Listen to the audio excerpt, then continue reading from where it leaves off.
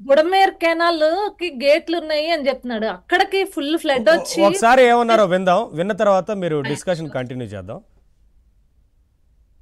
మనకు బుధవారం నాడు అలర్ట్ వచ్చినప్పుడే తుఫాన్ రాబోతా ఉంది అని చెప్పి అలర్ట్ వచ్చినప్పుడే మనం కానీ ప్లానింగ్ చేసి ఉంటే తుంగభద్ర నుంచి వచ్చే నీళ్లు శ్రీశైలం నాగార్జున సాగర్ లో ఆగి ఉండేటివి. పులిచింతల్లో మూసీ నది నుంచి వచ్చే నీళ్లు ఆపుకొని ఉండవచ్చు. తర్వాత ఉపనదుల నుంచి వచ్చే నీళ్లు ఏదైతే ఉందో ఆ ఉపనదుల నుంచి వచ్చే నీళ్లు పారినా కూడా ఇంత తీవ్రమైన డ్యామేజ్ ఎక్కడా కూడా ఉండే పరిస్థితి కూడా ఎక్కడా ఉండదు. బుడమేరు అనేది బుడమేరు నుంచి వరదలు వస్తా ఉన్నాయని తెలుసు. బుడమేరు నుంచి వస్తా ఉన్న వరదలను కూడా ఇక్కడనే పంపించే కార్యక్రమం చేశారు. శనివారం రాత్రి ఒక అలర్ట్ లేకుండా, ఒక సిగ్నల్ లేకుండా నీళ్లు బుడమేరు నుంచి గేట్లు ఎత్తేశారు. ఎంత దారుణమైన పరిస్థితి అనంటే వడగలేరు హెడ్ రెగ్యులేటర్ కు సంబంధించిన లాకులను 11 లాకులను శనివారం రాత్రి అర్ధరాత్రి దాటిన తర్వాత ఎత్తారు. అలర్ట్ లేదు. ఇక్కడ ఈ ప్రాంతంలో ఉన్న ప్రజలకు కనీసం పట్టించుకునే బుడమేరు గేట్లు ఎత్తారంట. అది అనుష గారు కంటిన్యూ చేయండి. అదే అంటున్నాండి, బుడమేరు గేట్లు అంత నాలెడ్జ్ ఉంది. ఆ స్క్రిప్ట్ రాసేవాడు నాలెడ్జ్ చేయండి, చదివే అది చూడకుండా మాట్లాడరు, మళ్ళీ అది చూడాలి.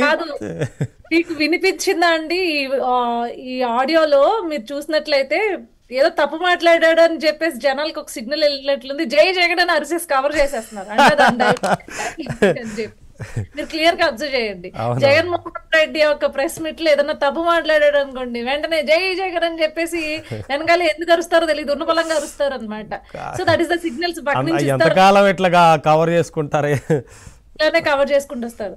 నువ్వు గోదావరి నుంచి వచ్చే కాలువల దగ్గర, ఎర్రకాలువ కావచ్చు, లేకపోతే గోస్తని నది కావచ్చు, ఏ కాలువల్లో అయ్యా, నువ్వు ఏలూరు కాలువ కావచ్చు, నువ్వు ఎక్కడ తీయించో గుర్రపడెక్క ఎక్కడ తీయకుండా వదిలేసి దాన్ని గాలికి వదిలేసి ఇరిగేషన్ ప్రాజెక్ట్స్ అన్ని కూడా నువ్వు అసలు కనీసం నేను ఈరోజు ఒక అధికారితో మాట్లాడుతున్నానండి. ఈరోజు విజయవాడకి మేము కొన్ని ఏవైతే సహాయం చేద్దామని చెప్పేసి ఒక స్వచ్ఛంద సంస్థ ద్వారా, మానవత అనే స్వచ్ఛంద సంస్థ ద్వారా ఒక 1000 నుంచి 1200 వరకు పులిహార డబ్బాలు పంపించడం జరిగింది అనమాట. సో ఆ పర్పస్ మీద మేము కలెక్టరేట్, జాయింట్ కలెక్టర్ గారికి అవి అందించడం కోసం వెళ్తే అక్కడ ఒక అధికారి చెప్తున్నారండి విస్తుపోయే నిజాలు. ఏ తూములు కూడా ఆంధ్ర రాష్ట్రంలో వాటర్ వెళ్ళేదాన్ని డ్రైనేజ్ సిస్టమ్ దగ్గర నుంచి అన్నిటిని గాలికి వదిలేశాడంటండి 5 ఏళ్ళు. మొత్తం లోపల బురద, మట్టి పేరుకుపోయి ఉన్నాయి. ఈ రోజు చినుకు పడిన ఆంధ్ర రాష్ట్రంలో ఒక ఫ్లడ్ రావడానికి రీజన్ ఏంటంటే 5 ఏళ్ళు కనీసం మెయింటెనెన్స్ చేయకుండా మొత్తానికి వదిలేసి గండ్లు పోడ్చలేదు, అసలు పర్యవేక్షణ లేదు కదా. పర్యవేక్షణ లేదు. ఈవెన్ పెద్ద అన్నమయ్య డ్యామ్ ప్రాజెక్ట్ ఏదైతే ఉండిందో మనం చూసాం కదండి. పెద్ద ప్రాజెక్టులను కూడా నిర్వీర్యం చేసేలాగా వాళ్ళ యొక్క మెయింటెనెన్స్ ఉండింది అంటే చూడండి. మేమైతే లిటరల్ గా గోదావరి వాసులము ధవళేశ్వరం బ్యారేజ్ గురించి రోజు ఏదో ఒక దాంట్లో ఏదో ఒక సందర్భంగా బాధపడుతూనే ఉండాలి. దానికి మెయింటెనెన్స్ చేయట్లేదు, కనీసం గ్రీజులు పెట్టించట్లేదు గేట్లకి అని చెప్పేసి బాధపడుతూనే ఉన్నాము. సో ఇలాంటి పరిస్థితి గత 5 ఏళ్లుగా నువ్వు చేసి ఈ రోజు మ్యాన్ మేడ్ ఫ్లడ్ నువ్వు చేసి 2 మంత్రులు మార్చారు. దానికోసము పెద్ద ఆయన అహర్నిశలు కష్టపడుతూ అర్ధరాత్రులు కూడా ఆయన ఆ వయసులో కూడా అర్ధరాత్రులు ఈ రోజు నీలా ఇంట్లో కూర్చోలేదే వరద వస్తే. మీకు గుర్తుండే ఉంటుంది నవీన్ గారు, పోలవరం వరదలు వచ్చినప్పుడు వాళ్ళకి కాంపెన్సేషన్ ఆ రోజు వరద సహాయం కింద వాళ్ళకి ఆ రోజు ఇవ్వడం జరిగింది కొన్ని ఐటమ్స్. అందులో ఏమేమి ఐటమ్స్ ఇచ్చారో గుర్తుందా? ఆ రోజు మనం డిస్కస్ కూడా చేసుకున్నాం, మీకు గుర్తుంటే. 4 బంగాళదుంపలు, 6 100 గ్రాముల నూనె ఇట్లా ఇచ్చారు. అవునా? అవును. 2 టమాటాలు ఏదో ఇచ్చారా ఏందో. అంతే. ఈ రోజు సిగ్గు లేకుండా ఇదే వైఎస్ఆర్సీపీ సోషల్ మీడియా ఎవరో ఒక దాత వేరే వాళ్ళకి ఎవరికో ఒక సహాయం కింద ఇస్తే, ఆయిల్ డబ్బాలు అవన్నీ ఇస్తే ఆయన ఏదో పోస్ట్ పెట్టుకున్నాడు కృతజ్ఞతగా. ఆ పోస్ట్ ని ఎత్తుకొచ్చి వీళ్ళే సహాయం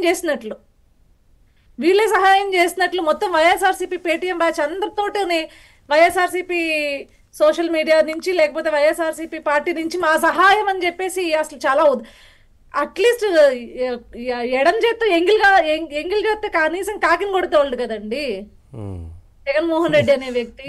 కాకులు లాగుతాయన్న కనీసం తోలం కొడితే వాళ్ళడు ఎక్కడిచ్చాడు సహాయం? కనీసం సహాయం ప్రకటించాడా? ఆర్థిక సహాయం ప్రకటించాడా? ఆ రోజు తెలుగుదేశం పార్టీ వరదలు వచ్చినా ఏం వచ్చినా కూడా స్వయంగా ఎన్టీఆర్ ట్రస్ట్ ని పంపించి అక్కడ దాన్ని మానిటర్ చేయించి అక్కడ స్వయంగా భువనేశ్వర్ గారు దిగి అక్కడ దాని యొక్క మొత్తం కూడా మానిటర్ చేసుకుంటే వాళ్ళకి హెల్త్ గురించి కానీ ఫుడ్ గురించి కానీ దగ్గరుండి వాళ్ళందరి యొక్క జాగ్రత్తలు తీసుకున్నారు. నువ్వేం చేస్తున్నావు? వచ్చి నీచ రాజకీయాలు చేస్తావా? వచ్చి ఇంకా అసలు కనీసం ఆ విలయం నుంచి బయటపడలేదు కదండి. అసలు నిజంగా ఈ రోజు నేను మీకు తెలిసే ఉంటుంది, మా తెలుగుదేశం పార్టీకి సంబంధించి గాయత్రి సంధిరెడ్డి గారు ఒక స్టేట్ లీడర్ ఆవిడ విజయవాడలోనే ఉంటుంది. ఆవిడ ఫోన్ చేస్తే ఏమంటుంది, we are in literally panicking state లో ఉన్నాము మొత్తం అందరం.